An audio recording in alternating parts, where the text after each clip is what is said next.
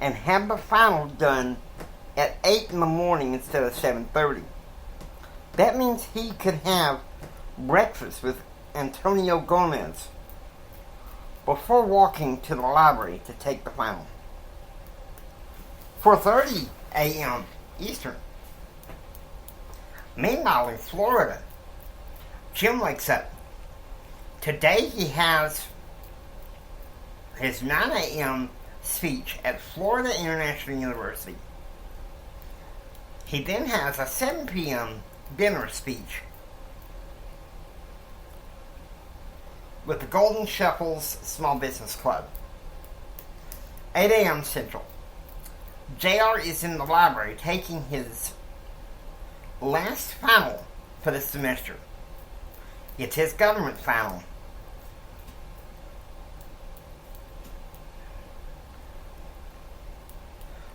His hands fly off the keyboard, typing out the essay portion of the final. 9 a.m. Eastern. Jim is speaking at Florida International University School of Business about managerial innovation for entrepreneurs. 8:45 a.m. Central. JR meets Mary Jo at Gordon Hall, and she helps him load up his luggage. The plans was to leave Lubbock at 9. JR had turned in the final to the center's state secretary, Peggy, who would send for a library errand boy to put it in Jack Fitzmiller's mailbox at Holden Hall.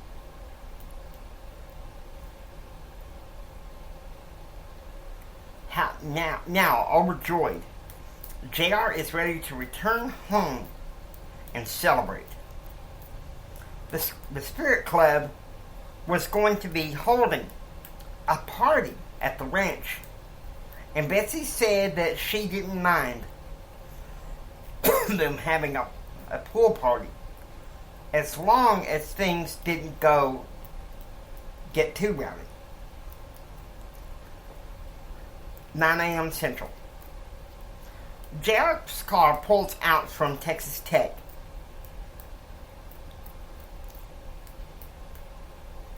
And is driving back from Lubbock to Odessa, back to the ranch that JR loves. 11 a.m. Eastern. Jim and Greg go swimming in the Evans Estate indoor swimming pool. The rest of the day involved lunch and relaxing before going for this business banquet in Miami. 11 a.m. Central. Elizabeth rushes out to hug JR as he arrives back home at the ranch. George, one of the servants, takes JR's bags upstairs to his room. JR goes into the living room to listen to Rush Limbaugh, since his father is away. 1:35 p.m. Eastern. Jim, Claude, and the Sanders go down into the Evans Estate home theater to watch a movie. 4:40 p.m. Central. JR and Christine are riding their horses together. So, what young man are you seeing lately? JR asked. I don't have a boyfriend, JR, Christine said. 5:50 p.m. Eastern. JR, Claude, and the Sanders head over to the Hotel Intercontinental in Miami, where Jim would be speaking at the Golden Shuffle Small Business Guild. This was to be an exciting evening. 5:30 p.m. Central. Betsy and Elizabeth are watching the news when JR and Christine walk in. JR, just so you know, Betsy said. You can have your party here Friday, because I'm going to be with your daddy for a few days in Houston. Kyle and Madison will be gone. Christine is staying with Jennifer, so it'll be just you and Grandma. Please promise not to make a big ruckus or mess.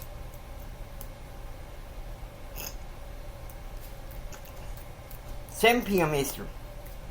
Jim is speaking to a group of Miami small business executives, and it's a great crowd. 7 p.m.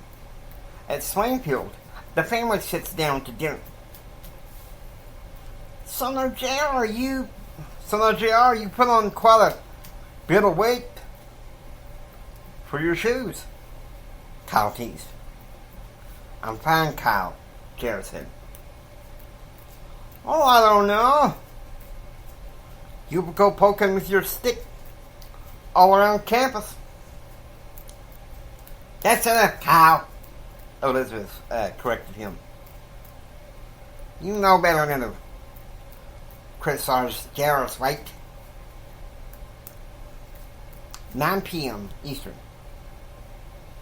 Jim says goodbye to some well-wishers at the party and decides to head back to the Evans estate with the help of the valet. The next day was December the 8th. At 6:10 a.m. Eastern, the Sanders private jet taxied down the runway and departs from Miami, bound for Houston Hobby Airport. 6:10 a.m. Central. Kyle, Madison, and Little George depart for Houston. Today was a bull auction. Meanwhile, Betsy is at Midland International Airport, waiting to embark on her Southwest flight to Houston Hobby Airport. 6:30 a.m. Dave Smith pulled his car out in front of the ranch. "Hey, Dave, good to see you," Gerald said. "I bet it finally feels good to be in Daddy's home," Dave said. "Yeah, but this time of year, we have our Christmas home in Lake Texoma. Daddy likes to leave there for their Christmas Eve and come back sometime before New Year's." 6:45 a.m.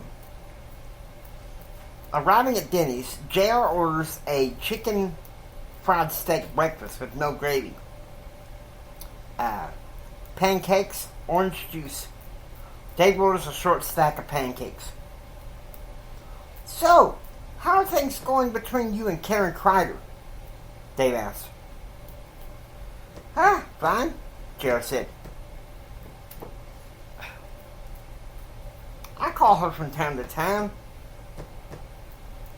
Her boss has a house in Odessa, so we're doing a Bible study there tomorrow night with the same old Brad." "Yeah, but maybe he's mellowed out this time." "Don't you count on it," Dave Smith said. 7:55 a.m. Dave Smith pulls up in his car in front of Swainfield Ranch. "Look, I'm sorry, JR. I'm just saying I don't think it's a good idea for you to be hanging around with Brad so much," Dave Smith said. "You know, get off my case. Look, I can hang out with who I want. Come on whenever you want. Call me whenever you want to hang out some of the time." JR gets out of the car and rushes over to the stables to ride Bandit. As frustrated as he was how the breakfast hangout ended, just hanging out ended, he felt that maybe riding the horse would help him. 8:05 a.m.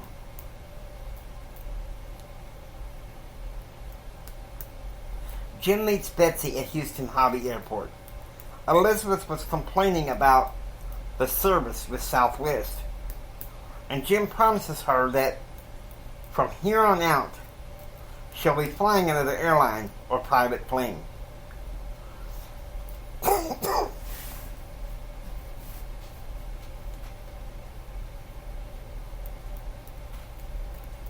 They go out to an oil truck made ready for them. And so, Betsy, Jim, and Claude go to visit a Hendrick oil installation in Galveston. 8:35 a.m. JR is still riding Bandit. He remembers how Granddad Swain promised that he would help him take care of Bandit when he was a kid. The bond between JR and Bandit is very strong. Stronger than the bond between Bandit and Kyle. 9 a.m. Jim, Claude, and Betsy arrive at the oil rig in Galveston to find that everything is ready for installment. 10:10 a.m.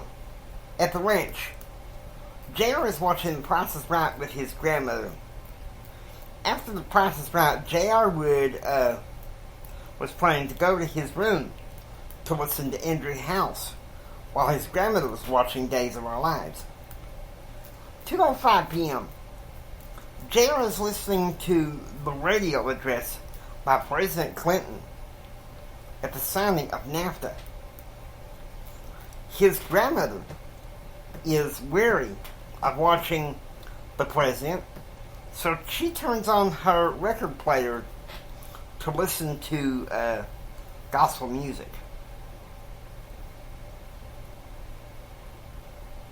Like his father, he was supportive of NAFTA, although he would eventually be against it. His grandmother, however, played gospel music. Every time the president came on TV after Granddad Swain's death, Elizabeth would rather listen to music than listen to, as she puts it,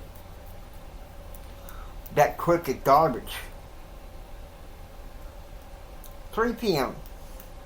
Meanwhile, in Houston, Jim and Betsy, Claude and Becky, and Greg and Norma are in a rented mansion together.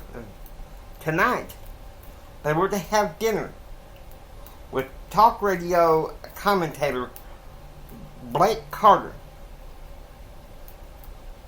who had pre-taped his show in order to fly down from Dallas to Houston to visit the Hendrick entourage.